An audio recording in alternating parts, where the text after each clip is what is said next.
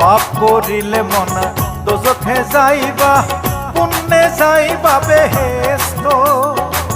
কান্দে দুই মুহুরি লেখন কাজে, সদাই আছেন তারা ব্যস্ত। তুমি পাপী হইলে মনা, তুমি পাপী হইলে মনা, তোমার পক্ষে সালিশ পাইবা না। হাইরে জীবন হইলে মরণ, কবরে শুইতে গেলে বালিশ পাইবা না।